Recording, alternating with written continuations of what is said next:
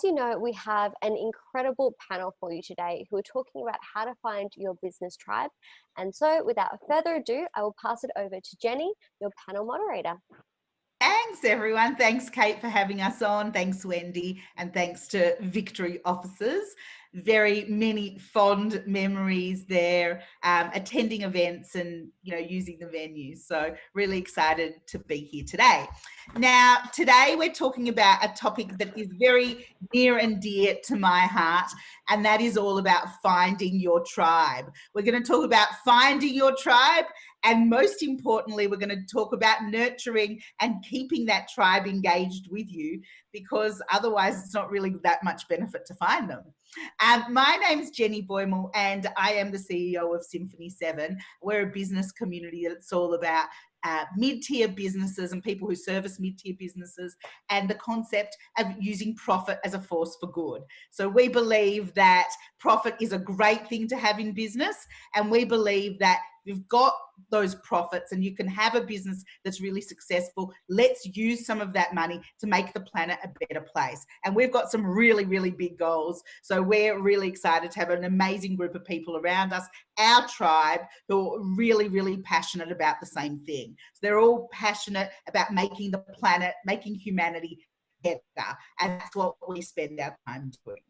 Now, I'd like to introduce the other panelists today. One of our panelists is actually running a little bit late, Victor Pertin, and I'll share with you when he comes on why he's running late, but it actually really is at the essence of what we're talking about today. So Victor is an incredible character. He runs the Centre for Optimism, and he has had the most incredible working career, working in politics and working internationally as an Australian ambassador, both in the US, working with the UN. He's had an incredible career. And Victor really embodies this whole concept of what we're talking about here today, of finding your tribe. So it's about finding people and surrounding yourself with great people who are like-minded and who you connect with.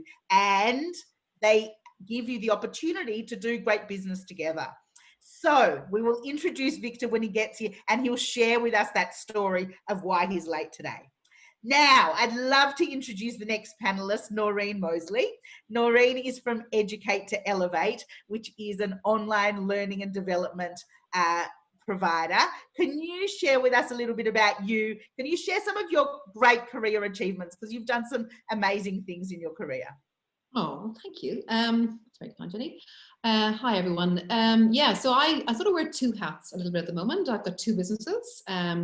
One's an entertainment and hospitality called Race Party, and I've been running that for the last 5 years. But as you can imagine, I've been sort of obviously hit by COVID in that space. So that's sort of in hibernation at the moment, and we're doing some virtual online parties and events in the meantime, just to keep the whole thing going along.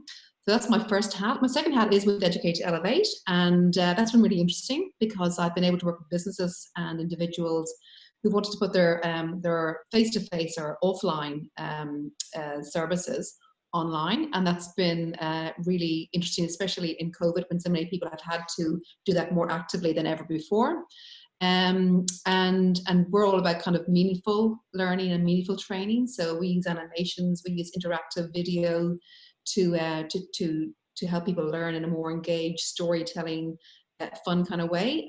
So that's been a lot of fun.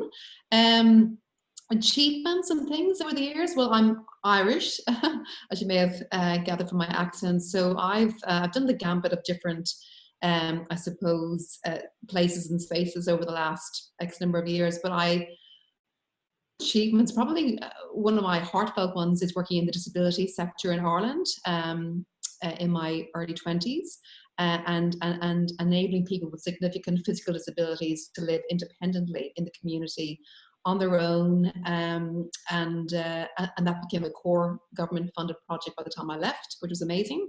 So that gave me a real option to live independently, so that felt great. I worked in Sony in Thailand for about 6 years, and worked in the cameras and digital still camera market, and we grew that sector from this was back in the early 2000s, from about 12 million a year to 50 million by the time I left, which was about 3 years later. And then finally, I suppose starting Race Party, Melbourne's only slot car racing venue to date. So that's 3 highlights I think that I would be proud of, I suppose. Now, you're very, very modest. You've done so many amazing things. And the reason that we invited you to join this panel today is because of your ability to build relationships and really connect and really develop that tribe around you of really like-minded people.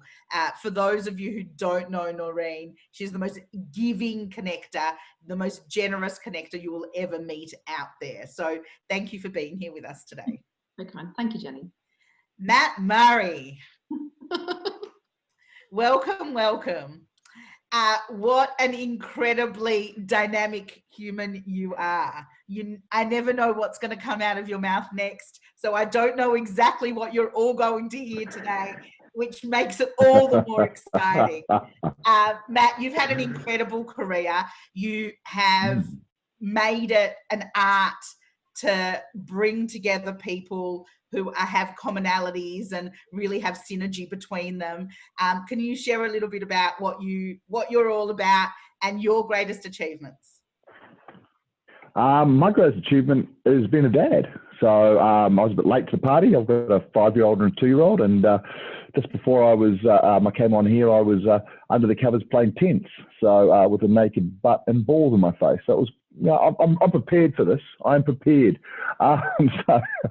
That'd be my number one. Number two was actually probably keeping a company running for 24 years through Y2K, through a pandemic, an AIDS pandemic, a tech wreck, a GFC, everything that we're seeing at the moment, we've seen before if we've been in business for a period of time. And it's new because we're all online, but it's the same. It's very similar. It's the same fear, the same structure. So surviving those things, starting with a company with 2 people and running it all the way through. So I did that. My third thing would probably be working with and building an incredible team. My guys are, I was able to take some of those guys who've been with me for 12, 15 years and say, you're too good for us anymore. You need to go off and start your own thing, and helping them start their business and seeing that growth. And that led me into a number of other investments with different people that I've met. So that and the growth that they allowed me to have, it's kind of similar to being a dad. All I've got to do is be 6 months ahead of everybody. I don't have to be the smartest guy. I just have to know a little bit more than everybody else. And if I don't know, bring the people in that do know. So that's what I do. At the moment, I run a company.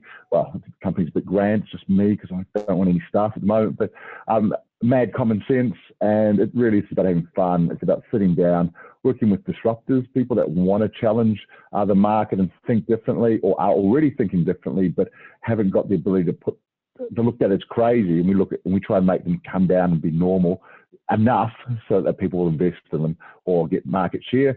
And the other thing is I look for actionable people that there's so many people that stall, worry about what they're going to do, or worry about who they're going to upset, or not do it, or hold back, or I'll start a company in 2 years. Well, I don't want to know you. I mean, I wish you luck and all the rest of it, but let's get on with it. Let's get on with life. Let's partake in life. And I'm dealing with a number of people at the moment that's starting up in COVID, and we're blowing the market away because they're coming in and people need what they have. And you see that time again. It's good friends like Frank Wyatt bringing up Squirrel, and there's other people that are coming out with masks and hand wash and all these different things. They're going at it very hard, and that's what's happening. So that's what I do. Love it. Well, welcome. And Victor will join us soon, as I said, but we are going to get started and get right into the content of discussing what it really means to find your tribe. And the commonality between us is that we believe that business is all about relationships. And relationships can be awesome, and they can be horrible and miserable and dreadful all at the same time. And business has its challenges. Business has lots of fun, but business also has a huge number of challenges. What we all know is that it's easier to do business with people who, number one, who you like, and number two, who you share common values with. Matt, can you just start us off by sharing a little bit about what does this concept of finding your tribe mean to you? it's knowing yourself to start with, I think. You've got to know who you are to be able to look for the people that you want to be around. Like I've got people that are very quiet in my tribe. I've got people that are very loud, not many louder than me, I think, but they're there. But they've all got a core part that we connect with. And for me, that's giving back. That's to people that actually want to help others and are not takers. So for me, it's really simple. You look for you know who you are, who you want to be around with, and then you go out and look for those guys. And they're there. They are there all the time. The key thing for me, though, is being open and actually being honest and telling people those things that you probably are scared to tell them, because those people also have things that they're scared to tell you. And if you start, they will follow. And if they don't, then they're not in your tribe, or my tribe anyway.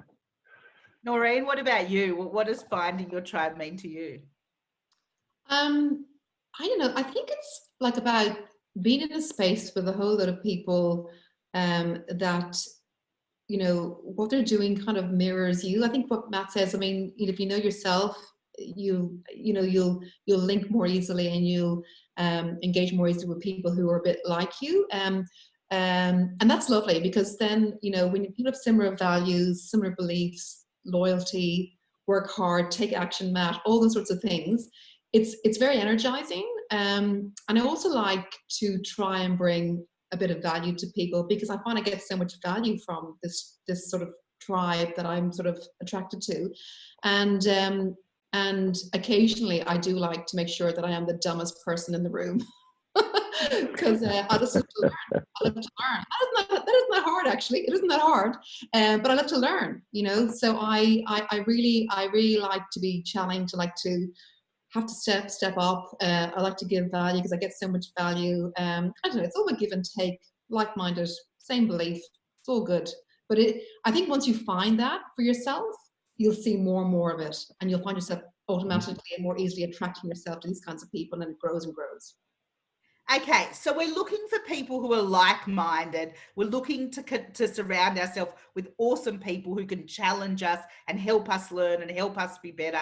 How do you go about growing a network around you of people who are like-minded? So let's just take into context what Matt said before. You know, you need to know yourself. So you need to know what you believe. You need to know what's important to you. You need to know what's your not negotiables. What are the things who are the people who you like doing business with? So that's number one. What do you believe in? Well, what do you want to do? How do you want to solve all the world's problems? What problems do you want to solve, or do you not want to solve them? Or do you, are you focused on climate change, or is it, something else? Or are you focused on building a business with 100 staff? Or what is it that's important to you? So that's number one. But once you've identified that, how do you go out and go about building relationships? And, I found myself in a situation, having worked in an industry for a really, really long time.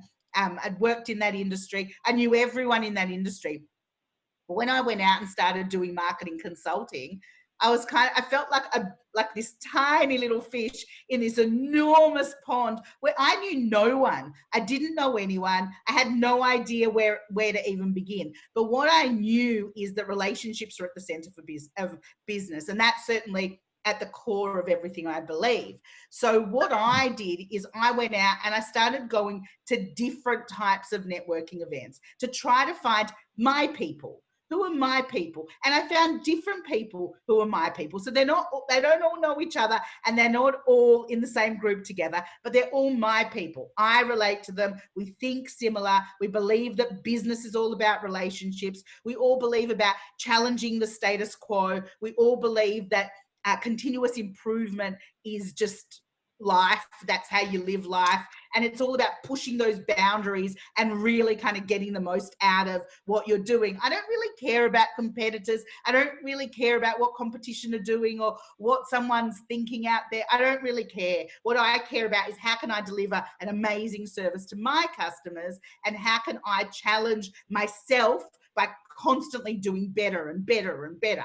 So that's what's important to me. So I started going to different places and looking at, well, how can I find my people? And eventually I was going to different events, and I'd meet random people here and there who weren't my sort of people. And then I went to an event and I started talking to some people, and it was like, you are speaking my language. And I just, from there, it was like, yeah, this is it. This is my tribe. These are my people. It's so easy. It's so easy doing business when you really like the people you're dealing with and you all kind of have a common understanding to start with. Matt, can you share with us a little bit about how have you gone about building this tribe around you? You've got a very, very strong network around you. Can you just share a little bit about your network? How do you keep your network together? How did you find these people? And how did you build these relationships that are so sticky, as we call it, that, you know, they just are really wanting to keep coming back to you and keep working with you in different capacities? Good question. I think it's about being real. Again, I'm an immigrant, Noirin, an immigrant. I think when you come here, you don't know anybody, and there's a point where you've got to break into people. But they've got their lives, they've got their things that they're doing, and it's up to you to move into that. So that made things, I guess, a little bit easier for me to be able to do, because I went from Sydney and then Melbourne and Australia, and I've travelled all over the world, and I've been in different places. And every time you've got to make it happen yourself. So what I did was I tried to become indispensable in a way. But, you know, connect with people that I really like, but then actually know little things about them, understand who they are, and actually take that step a little bit further. And actually try to be different, you know, like, but allowed me to be me. Right? You will find your own path to be able to do that. Not everybody's going to like you, and this is the big thing I find with most people. They want to be liked. You really want to be liked, but I don't need to be liked by some people. I don't need to be liked by a lot of people, actually. The big thing for me, though, is I got to a point where I had so many people, I found that I was not being disingenuous, but I wasn't keeping up with so many people. And we all get to that. We get to a max, and we have children, and we have jobs. So what I did is I set up my own groups. And those groups were with people that I believed I had really good connections with. And I had other people that I knew they'd get on, but they hadn't met. And instead of having like LinkedIn groups or all these other things, I had physical meetings. And I had what we call a RMSB, which is the Old Men Saggy Ball Club, because it was actually named by my wife, who thought there was a whole bunch of old men with saggy balls going along and having a meeting. And so we got named, but they're good friends. And then all of a sudden they had good friends. And it became a men's mental health group where we sat down and once a month just had a chat, and we brought in different people. We've got 100 people in that group now, and we have groups. We had dinners for 20 men, and it was always full. And then I did another one for CIOs, because again, those guys are a bit more shy. They don't want to get out, and we did it very differently. We just had pizzas and beers, and they all came along, and they went away going, "This is amazing." So you can try different groups for different things in a way that they feel comfortable, and once they meet, you start to boom, and it keeps that network going. So in 2 meetings, I was having 200 people that I could connect with all the time, and they could connect with people all the time. And that enabled them, because they weren't good networkers. Thanks, Matt. Matt, can I just ask you to mute and unmute yourself? Your sound's a bit funny. But yeah, absolutely love it. And I think that's a really interesting way. So you were building your industry, and you were building your business and working in a sector, and you were meeting all these different people along the way, and you started then running events for these people to bring them together. I think making introductions for people, to me, is one of the most valuable things you can do in business. And I know certainly within our different strategies that we teach within Symphony 7, that's a really key part. If you really want to work with someone, you want to build a relationship, introducing people is just such an easy but such a powerful tool. And I know that's a massive commonality between us. Noirin, what about you? I mean, you've lived in Ireland, you've lived in Thailand, you've lived in Papua New Guinea, you've lived in so many different places. You lived in Sydney, you've lived in Melbourne.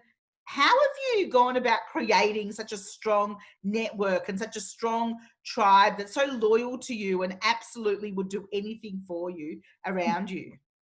Gosh. Yeah, do you know what? It's funny, you know, when Matt mentioned that, I kind of twigged a bit. I think kind of necessity is the mother of invention, right? So, you know, I kind of went to Thailand. I didn't know about myself in Thailand. Like I just flew out from Ireland, and I hadn't even eaten much rice before, you know, and I was one of, I think, 5,000 Thai Japanese employees in Bangkok, you know, and I don't know, I just worked out what I had to do, and I think kind of when you've got no choice, you just reach out, you look around, you engage, and you do give. You got to give, and you know, giving's good. I mean, I think giving's a very selfish thing. I think you feel great from giving, so I sort of feel bad for giving, because like it's a great feeling, you know. And I think when you really, you know, prepared to give and to meet people and to be kind and engaging and fair and honest and upfront, I think people just warm to it, no matter where they're from. You know, I mean, this was a very different culture for me in that context. And I think then when I went to New Guinea, it was something sort of similar as well. And then back to Sydney, that was a bit easier, you know, a little bit more familiar for my Western origins, you know. But same kind of thing, you know, just kind of get out there, meet people, give value, because you know, you do get so much back from most people. Not everyone sees the world that you will, but that's okay, you know. And those who do, they stick, and it's lovely. And I find when you kind of go in, you know, just expecting whatever you're going to expect, you know, and just maybe go with your gut a little bit as well. I find my gut has sort of helped me over the years around gravitating towards if someone or not or whatever, you know, maybe someone's on the mood talking to me, that's fine. But yeah, I just think it's an effort. You've got to make a bit of an effort, but the reward is huge. It's really interesting because I know one of the challenges a lot of people have is, you know, they go to some sort of networking event, some sort of event, and everyone wants to sell. So everyone turns up and they want to sell, and they want to sell their services. They want to make that $1 million customer that's going to, you know, change their life overnight and, you know, make so many awesome things happen. And everyone walks into the room with that. When your focus is on, I just want to find my people. So I want to find people who I can relate to and connect to, who complement what I do and complement me as a person and make me better. So bring me up as a person. When you go to an event like that, it's just such a different story. And I think that's the very first piece of finding your tribe, because you've got to start somewhere. So can we just talk about when you guys go to events, when you go to a networking or, you know, whatever business event of any kind, how do you present yourself? How do you go about actually meeting people and being interesting as opposed to trying to sell yourself like everyone else? Matt?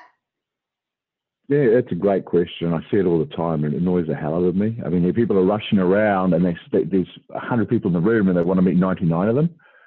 I don't. I look for three things when I go to the first thing I want to do is catch up with one person I haven't seen for a while. Second thing is I want to learn one new thing on that day, and the third thing is I want to meet one new person. Right? If I meet more than that, it's been absolutely successful. Right? If you look at what you're trying to achieve and what you're trying to do, if you do that and you have a real connection, it's worth the $100 you've paid to get in or anything else.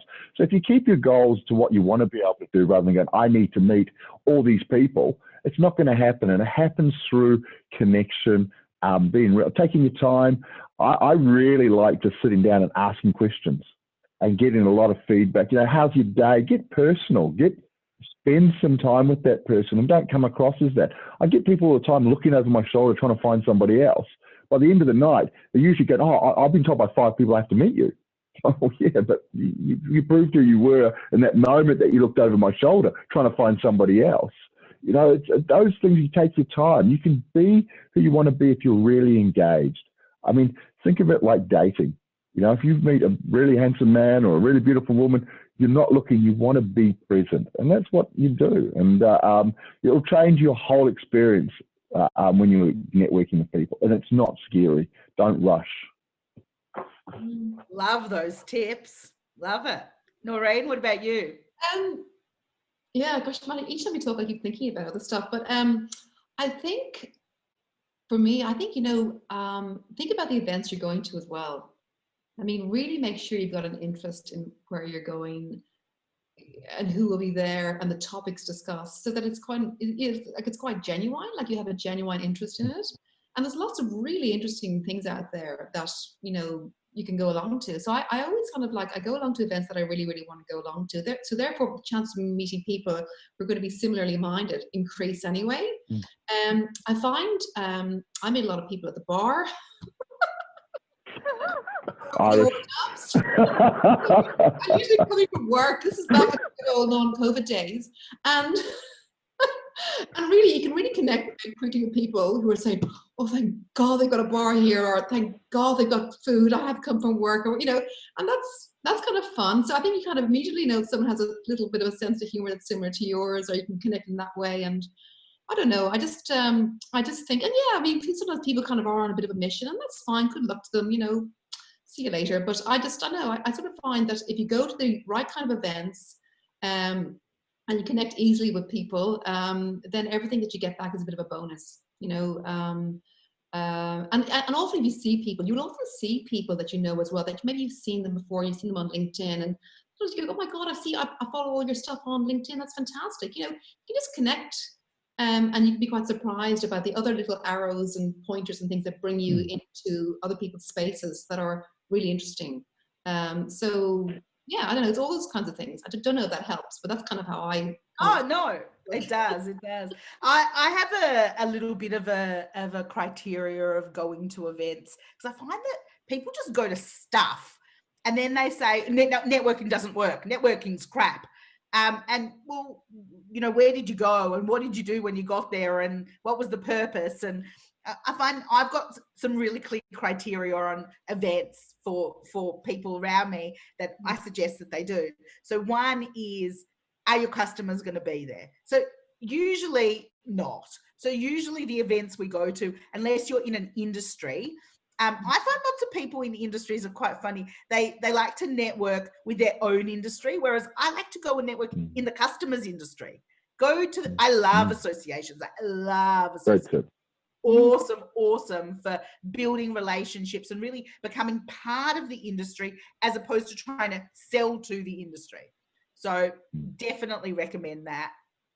But number two, I like to look at, well, where are the referral partners? So I love building business through strategic alliances and referral partnerships. And so for me, I really like to ask, where are those referral partners hanging out? So where are they going to? It might be an event which is just for that particular profession, where I like to deal with lots of people. That's number two. Number three is about me and learning for me. So am I going for professional development, which is great, but that's not where I'm going to meet people necessarily. If I do, that's fine, I might, but I'm not going there specifically to pick up a customer. Yeah. And number four, as Noirin said, things that are of interest to you. So Noirin very kindly introduced me to the Centre for Optimism. And, you know, we go to these events and everyone there has such a common value. Everyone there is all about how can we spread and build optimism in everyone around us, because it's so much easier living a life of optimism than the alternative. And when you go there, you go and you know that, you know, I'm a glass overflowing kind of person. And I know that the majority of the people there will also be like that. I don't need to connect with everyone, but it's about finding some people who you connect with. So for me, it's much more about human connection and finding other people who I can relate to, as opposed to, you know, finding my dream customer right then and there. I find that happens through relationships. So let's now take us on that track. So Matt, can you share with us a little bit about how do you recommend that people go about building business through relationships? Oh, look, it's so different. You know, everybody is different in those relationships. I find how you start is really good. If you can help somebody, you can help them. It'll instantly makes a connection with them that you're different to everybody else, because there's so many takers out there in business. There's so many people that want something. So if you actually sit down and I often turn around and help somebody first, and I see what their reaction is. And then if they're thankful or they get back to you and say, oh, look, this is what's happened, thank you very much, you've got a different relationship that starts to happen straight away. Look for commonalities. So, you know, clients that you've actually got together, things that you've actually done together. People, I mean, guys wear suits because, in the finance area because all other guys wear suits. People are looking for that tribe and they want to feel the same sort of thing. But remember, you don't have to be the most confident person. But I find with, have I gone? I think I have.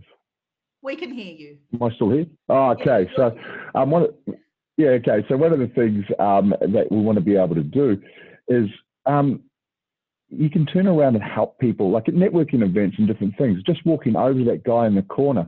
We're all nervous. We all don't, it's not a natural thing to go and meet new people, but if you can go over and start talking to that person and find out who he's here with, or if he's not with somebody, you start to build a relationship with that person that he will remember. Matt, we've lost you. You've gone on mute. We've lost you somehow. Noirin, over to you. We'll come. Oh, Matt, you're back? Well, you're back. You're back. So continue on. You were saying you were I'm shy, listening, Matt. I'm guessing. It's an unknown secret that I'm actually an introverted extrovert. So I actually would rather be home than anywhere else. So remember that when you're going to see people and actually talk to people, they are in an unnatural place. So if you see a guy in the corner, some of the best relationships I've ever created are from the guy in the corner who doesn't know anybody. You know, and you go and talk to him and then you introduce him to two people. One, it makes you feel good, but it makes them feel really good about themselves. And then at every event, they'll walk up to you, "Hi, man, how are you?" And all of a sudden, even if you're nervous and you don't know many people, you've only got to know one or two and connect those people to two or three. It helps the people you're connecting and the people you're connecting to. You have to talk. And it works really well. And people never forget that if they're the right kind of people in my tribe.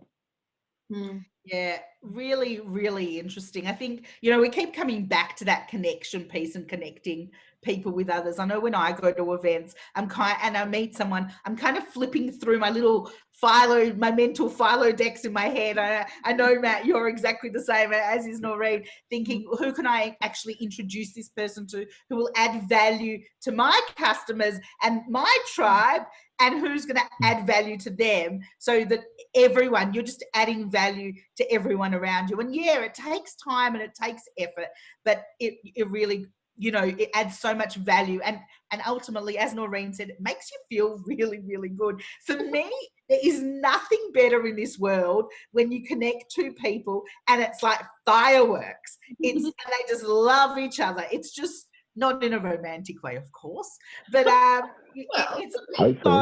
it's just such a wonderful experience. Victor, thanks for joining us. Now, Victor, we're going to bring you in straight away. I don't think I can do my goodness gracious me or shake my head the other way, but we've had all of that. We've had a very rich conversation across. Again, as you know, we tend to get people up at 3 in the morning in Denver and San Diego, and so it's been an India fest. So, Victor, can you just tell us a little bit about you, a little bit about your background, and a bit about the Centre for Optimism, and then we're going to share why you were late today. All right. So I run the Centre for Optimism. What happened was in previous lives, I was a barrister and then a member of Parliament. But in 2006, I gave all of that up because I found politics becoming too negative. And I had a lot of opportunities. I became Trade Commissioner across North and South America. And everywhere I went, there was this romance about Australia. I just had to open my mouth in a cafe on Route 66 and, you know, the waitress or the truckie would say, "Love that Foster's of yours," or, and it just made business easy. You know, the chairman of Caterpillar said, "Look, you Aussies remind me of the Americans of 100 years ago. You know, nothing is impossible." And with that stereotype, you know, almost every Australian who is in America is regarded as Superman or Superwoman. And then after that, I had an even more interesting opportunity, which was senior advisor to the Australian G20 presidency. So at that super elite level of prime ministers, presidents, finance ministers, central bank governors, it was completely the same. This complete trust in us as Australians, you know, the notion that we are no bullshit people. And then I moved back to Melbourne, and it was like moving to another planet. Like, the only people who didn't get Australian leadership were Australians themselves. So rather than complain about the complainers, we launched the Australian Leadership Project. We interviewed 2,500 people. And at that point, we concluded that Aussie leadership, what distinguishes Aussie leadership, is egalitarianism. We talk to the cleaner the same way we talk to the chairman. Self-effacing humour. We've got to laugh at ourselves. And thirdly, no bullshit plain speaking. Now, again, everyone on this call probably meets those three criteria. So I was still bewildered as to why people were so negative. And I was really lucky. I was on the final panel of the Global Integrity Summit in 2017, and I changed my speech to the case for optimism. And after 3 days of misery, it just lifted the room. And it was my eureka moment. The problem is not the problem of leadership. The problem is the fog of pessimism. And I was lucky enough that Helen Clark, who the former New Zealand Prime Minister and then head of the UNDP, now, of course, the world's arbitrator on who started COVID, said to me, Vic, you've got to turn that into a book and I will endorse it. And that's the genesis of the Centre for Optimism. Victor, your story is amazing. Your career is incredible. And what you've done out there is just so interesting. And I think everyone would find it very, very worthwhile connecting with the Centre for Optimism. Can you tell us, so you were late today, you were running an event for the Indian community. Can you share with us a little bit, because this really relates to finding your tribe. You are being connected at the moment with the most interesting of people who are in all sorts of walks of lives and governmental roles and so forth, because of your ability to build that really strong tribe of like-minded people around you. Can you just share that with us a little bit? Yeah, sure. And I'm a very simple man, as both you and Noirin know. I ask one question of people: what makes you optimistic? And I've asked it of presidents and prime ministers. As I shared with the Indians, I've asked it of women digging ditches in villages in India. And it's this very simple question. I don't lecture people on why you should be optimistic. We unpin why people are optimistic. And it's a lovely filter that just, Megumi Miki, you know, the Japanese Australian author who wrote Quietly Powerful, said, Victor, in asking me that question, you lifted me. So my tribe is a tribe of people who ask the question, what makes me optimistic? What makes you optimistic? And it's a very gentle question. If you actually, people want to network with anyone in the world, to actually say, look, I've joined a tribe of optimists and I want to ask you what makes you optimistic. And as you know, Symphony 7, you know, is a font of optimism. Each of the people in on this call could in fact create their own tribe of optimists. And you know, at the moment I'm working in Bendigo. We've created the Voices of Bendigo for Optimism. We did it with the global malaria community.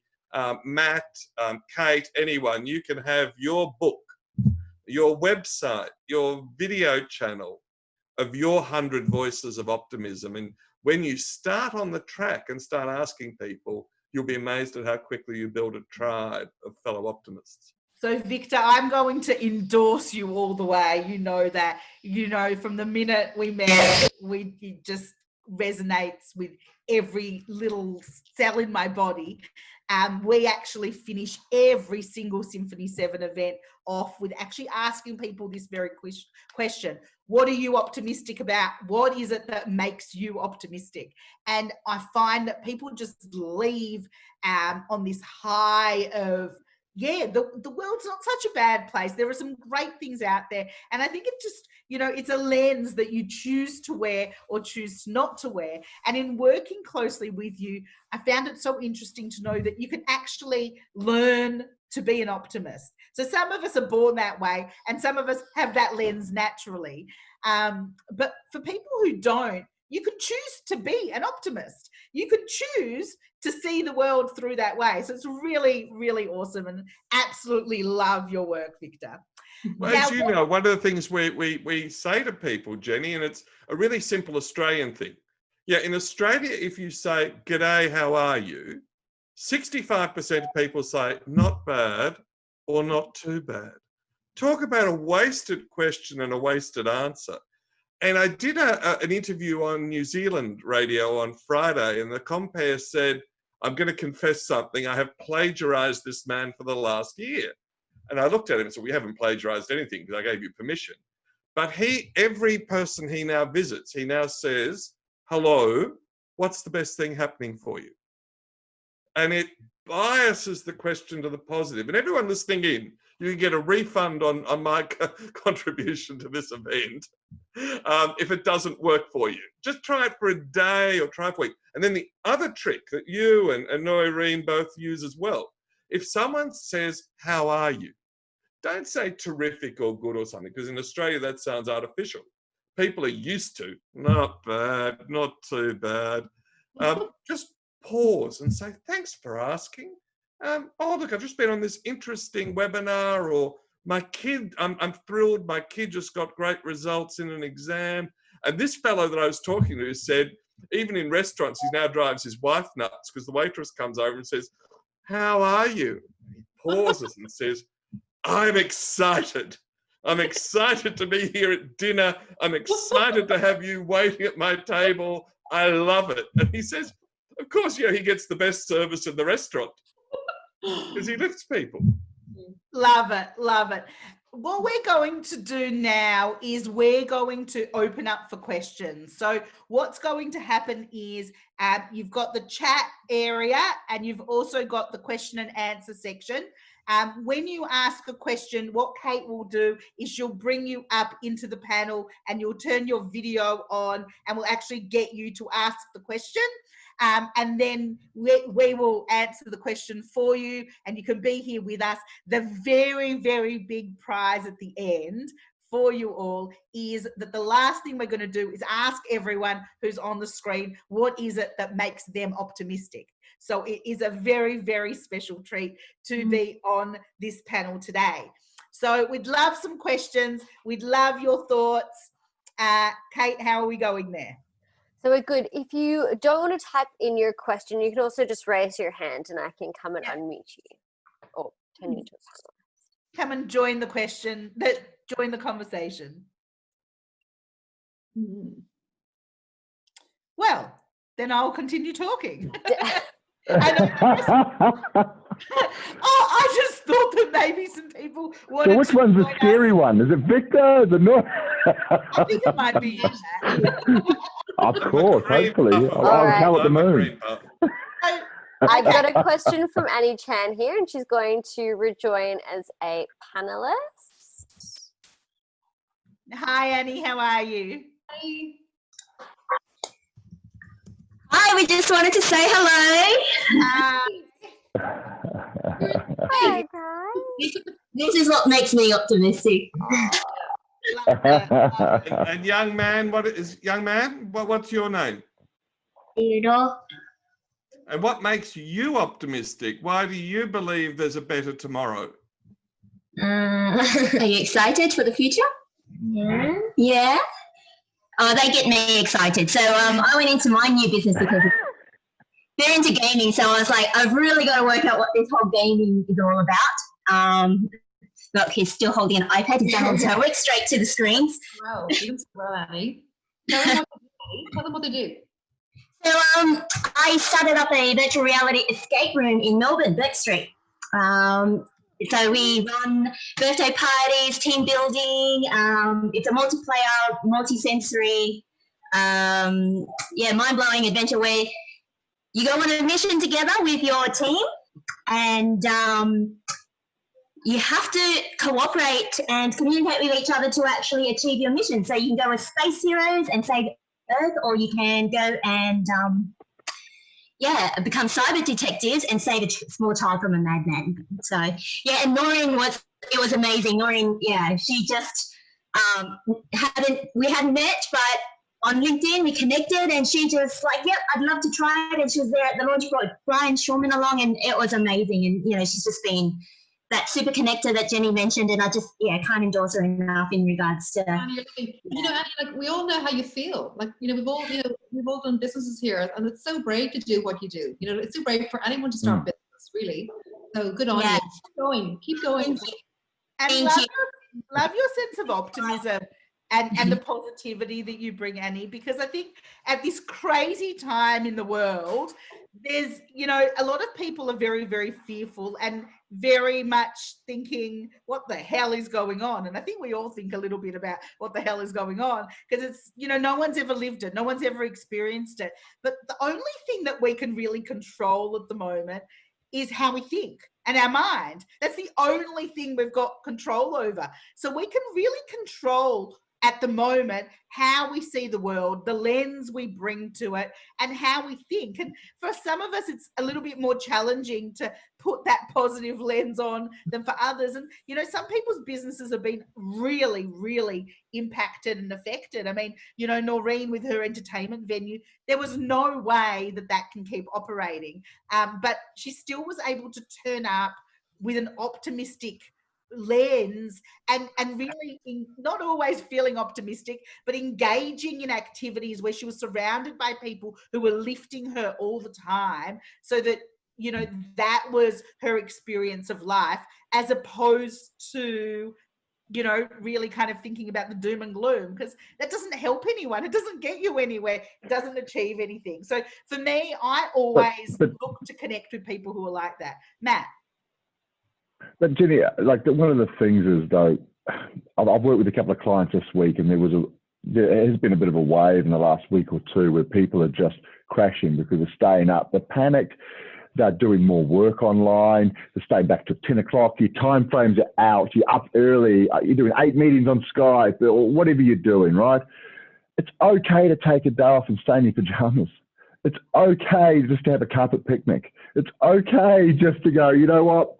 I'm not adulting today, and I'm going to play with the kids. Or I'm going to not adult, I'm going to play with myself. That came out wrong, but whatever you want to do. Don't stand up, we don't want to see your pajamas. Oh, Mash, we were waiting for that. The thing is, optimism's great, and it really is, but sometimes it's okay just to step back and go, I don't want to play today. I'm going to be that. And be kind to yourself and take that on, because everybody's going through this worldwide, right? Remember that your kids, this is the first thing they're going to remember.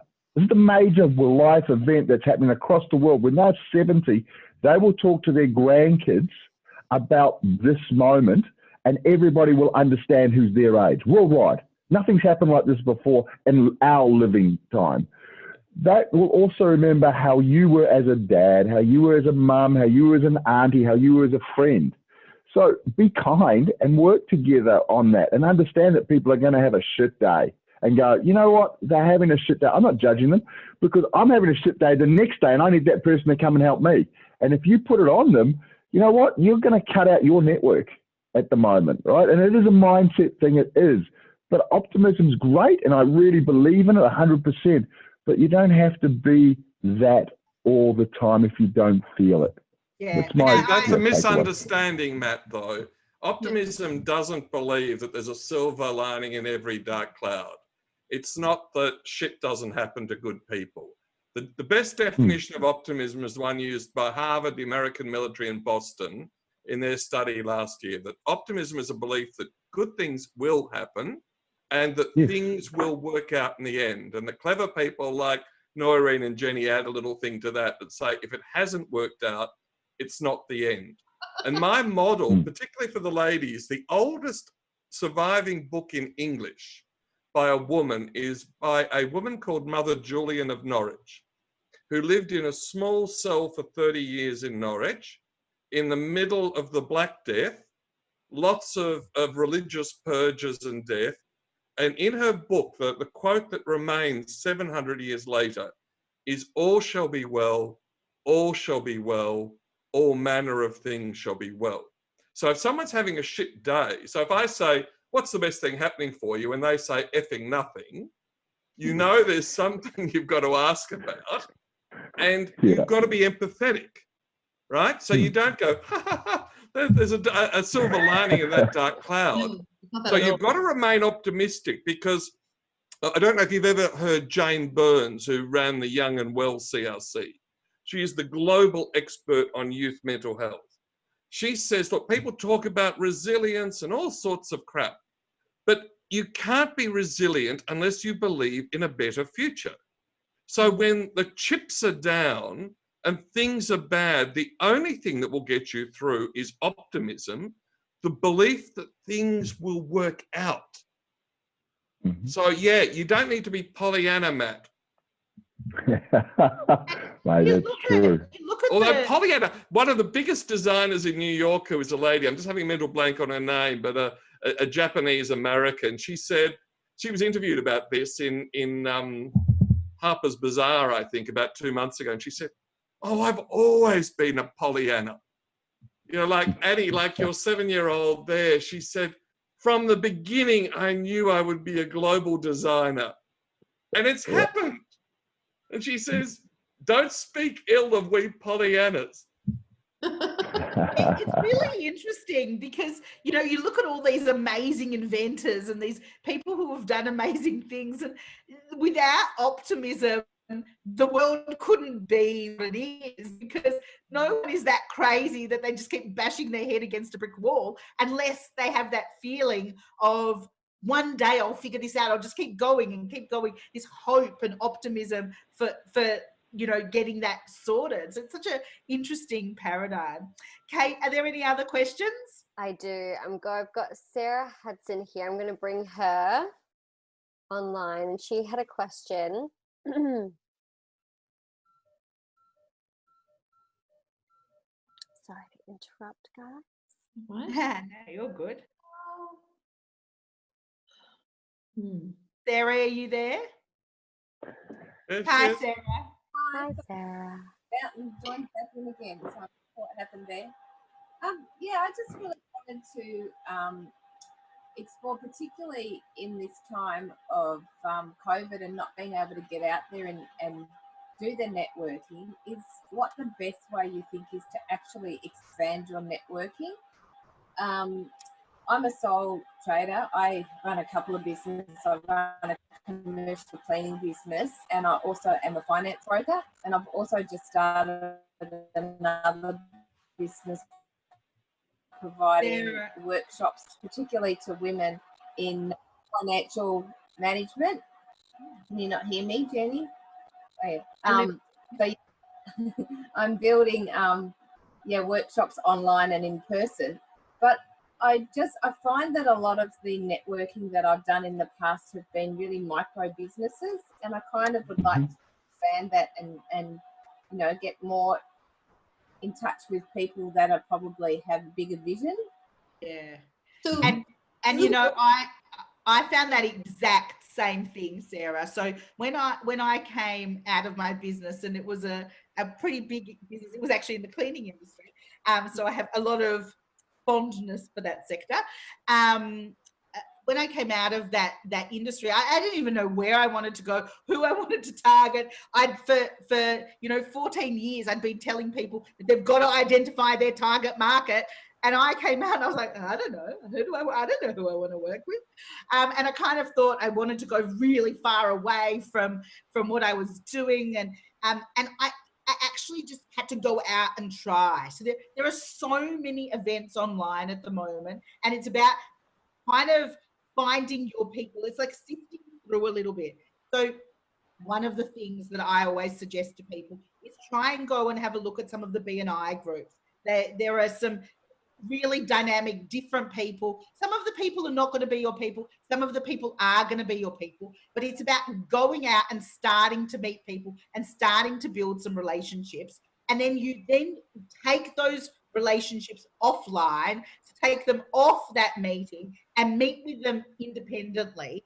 because a lot of people are just so kind of scattered, and make sure that you follow up and make those connections happen, because I find that most people don't. They meet someone at an event and then nothing happens. Even if there's fireworks, like you meet someone and they're the best person you've ever met in your life, and it's like it was meant to be, and then no one does anything to follow up. So if you are the one who takes control and actually just make sure that you just find one person at that event who you think is really, really going to be interesting for you, and someone who you can kind of relate to them, then talk to them, and then start asking people, where do you go? Where do you go and network? Where do you find like-minded people? And people will start taking you. There's a wonderful women's group, which is Bayside Women in Business. They've got a very dynamic Facebook page. You know, there are different people, but I understand what you're saying. So this is what happened to me. So I started going out to different places, and there were all these very micro businesses, and I was like, this is just completely not for me. They were lovely people, and I felt like some of it was really great because it just kind of almost filled my heart.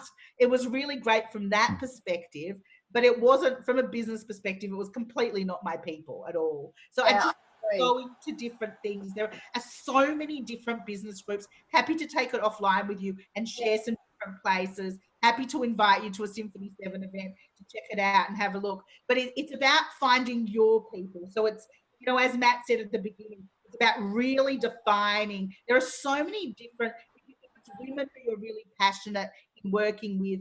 I'd love to introduce you to Sian Stevens. Ronan actually introduced me to her. He's on this call today, who has does some interesting work in that area.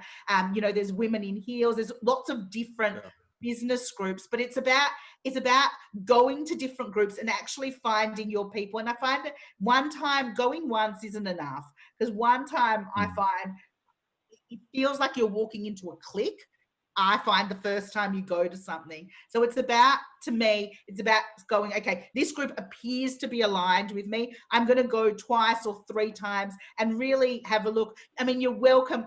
Victor, I'm going to invite Sarah to come and have a look at the Centre for Optimism and come to some of the events that Victor runs. So go to different things and look for, are these my sort of people? You know, there's chambers of commerce. Noirin? Or just to that very point. Sorry, Sarah, are you on LinkedIn? Yes. Under Sarah Hudson? Yes. Are you Melbourne based? I can't find you. That's all. I was going to connect with you because how are you finding? I put it in the chat. It's in the chat. Okay. Have you put it already in the chat? Yeah. Okay, good. I'll have a look for that. Because how are you finding that as a resource? That's just another sort of complementary side. Yeah, no, look, it's not too bad. Look, I've been to Business in Heels meetings for a couple of years, and again, like the Mornington Peninsula, I'm down in Dramana, so okay. The Mornington Peninsula branch folded. I am a member of BWIB in Brighton, so I go to quite a lot of Dia Bartlett's events. They're great. But again, a lot of them are really quite small businesses. But I do love the network. I think it's a fantastic network. It's a great way. I mean, I don't know that I get any business out of it, but I do love the filling my cup from it. That really works well for me. But it's, I think I just need to keep pushing myself intellectually. And Sarah, can I just add one little thing? Sorry, just in the United States, you know, I had pretty tough work. One of our jobs was to visit 100 of the major financial institutions at chairman or CEO level over 2 years. And I remember coming back to Australia and the head of the department saying, "Oh, Victor, you're our chief marketing person in America." And I said, "Bullshit." I said, "I am your salesman. You can employ someone to do marketing. My job is to put my foot in the door or bowl up to Bill Gates or, you know, as men do when you're in the toilet standing next to the chairman of Ford, you start a conversation about Australia." And for me, the key that I learned there was that extremely short first answer to a question. So you need to have a really good half sentence answer when someone says, "What do you do?" right? You want them to ask that second question. And it comes back to, hi, how are you? Nothing worse than not bad, not too bad, or good.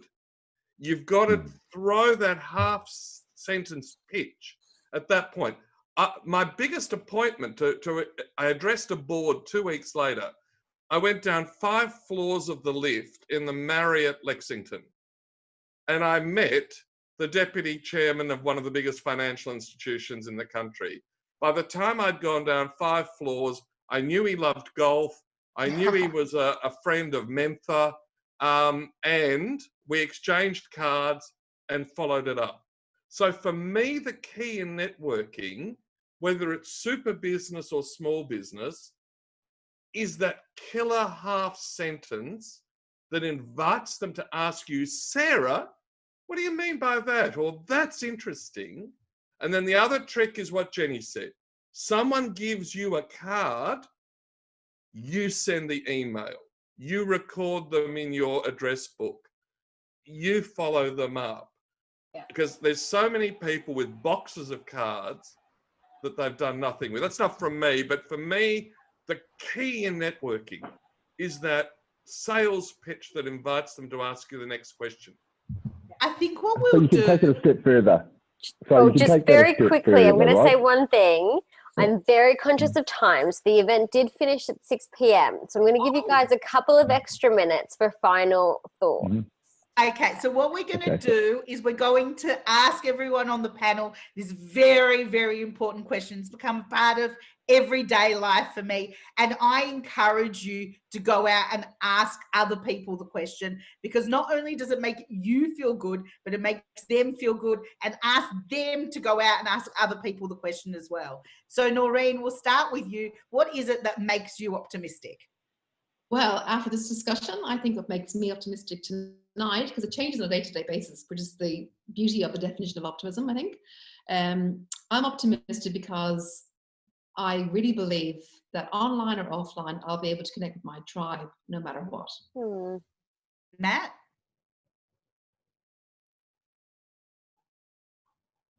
I'm optimistic because I think this is the biggest change that we've ever had in our life to reset who we are as a business tribe. You know, business has been done a certain way for 50 years and it's wrong. It's longer hours, it's more work. I think we're going to spend more time with our families. I think we're going to spend more time with our friends. Once we get over this hump, that first 3 months, so I'm really optimistic at the change. And I think that if those people that can actually look at it and go, my business is different to what it was, let's look at what I can do to challenge that, you're going to be really successful. And work with people that think differently like that. You might not be, you don't need to work with them very long. It's just about picking their brain, putting those pieces together. And I'm optimistic that those people that do that will lead the way for others to follow, that they will actually be able to have a better life balance and a better work balance. Love it. Victor, what about you? What makes you optimistic? Oh, God, after that from Matt, I am on fire. We've done our survey of the better normal, and then News Limited followed us up, and there's 80% of Australians don't want to go back to normal. They don't want a new normal. They want a better normal. So, Matt, you've nailed it. And the other thing that makes me optimistic is working with Jenny and Noirin on, can we mention Project Optimism? Yeah. Working with them on Project Optimism to bring the habits of optimism to the global community. Because some of it's really simple. Some of the stuff we've been talking about. So, and I've just spent an hour and a half with a big crowd of optimists from India and Australia. So every morning I get up about 5 o'clock. I read my clippings, and guess what my clippings all have to have included in them, Matt? Word optimism. Sales. And Kate, you are a wonderful MC. I wasn't going to give you that one. I wasn't going to give you that. Optimism of youth. And Sarah, your question nailed it. So what a great event. Kate, what makes you optimistic? Oh, well, I would love to absolutely, my thoughts are absolutely mirrored in what Matt said, but quite personally, my best friend just had a baby, and I'm very optimistic that she's going to be the best mama in the whole Oh, that's gorgeous. Sarah, what about you? What makes you optimistic? Look, I am an optimistic person. I just think we live in the best country in the world, and we have so many opportunities to be anything we want to be. And you know, I'm a single mum with 4 kids at home, and I just tell them all the time that you can do anything you want to do. All you have to do is work hard, and you will achieve it. So I just really believe in that. Good for you. Annie, what about you? What makes you optimistic? I think finding like-minded people like everyone on the panel. Definitely knowing that, you know, yeah, there are people out there who are just as optimistic as I am. And the kids, yeah, definitely. I mean, yeah, growing up in what could be very depressing. They make me optimistic. Thanks, Annie. Thanks, everyone. Looking forward to connecting with you. And thanks, Kate and Victory officers, for inviting us to be here with you today. Thanks, Wendy. Where's Wendy? Wendy's here. She's ever present. And everyone, I will email you all with a follow-up that includes the LinkedIn links that people included in the chat, so you can all connect after today. And I hope to see you all online again soon. All right. Good night, everybody. Thanks. Thank you.